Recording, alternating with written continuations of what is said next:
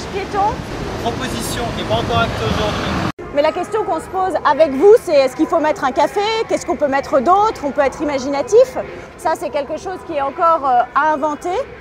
Le vide, il est aussi fait pour qu'on l'investisse. Et on va discuter avec vous tout à l'heure quand on va rentrer en salle de la manière dont vous envisageriez de l'investir. Cela dit, demain, il y a toujours quelque chose qui nous échappe un peu, c'est la manière dont les gens vont s'approprier les lieux.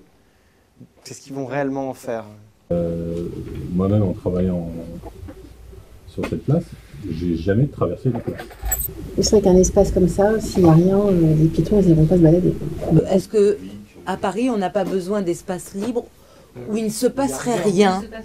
Je vois un photomontage avec un café, la récupération d'espace public par du privé, je trouve pas que ce soit une bonne idée. Voilà. Je suis désolée, moi, de pouvoir aller prendre un café dans un endroit où il n'y a pas de circulation, je trouve que c'est hyper agréable.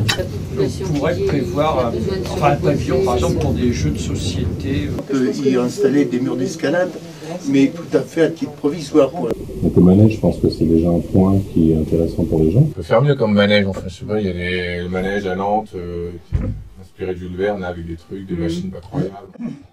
Je pense qu'on peut attendre, sur cette place rénovée, on pourrait attendre mieux quand même dans la manège. Des jeux d'été pour les enfants, par exemple. Comme animation supplémentaire sur la place, il y a juste de l'eau qui se met à couler tout doucement sur la pente. Mais c'est une petite lame d'eau, donc on peut marcher dessus, on peut jouer avec, on peut courir dedans, faire du vélo. Mais qui est un aménagement aussi complètement réversible. Mais donc là, je pense que ça peut être un espace d'apprentissage du vélo. Trouver un endroit pour apprendre le vélo quand on habite à Paris, c'est pas évident. C'est aussi un lieu où les enfants pourraient apprendre à être les futurs cyclistes de demain. Si on veut un endroit convivial, il faut forcément des endroits pour s'asseoir, qu'on puisse rester sur cette place. Est-ce qu'on ne pourrait pas essayer de mettre une forme de mobilier urbain un peu originale, où on puisse à la fois s'asseoir, où les enfants aient en même temps envie d'y grimper?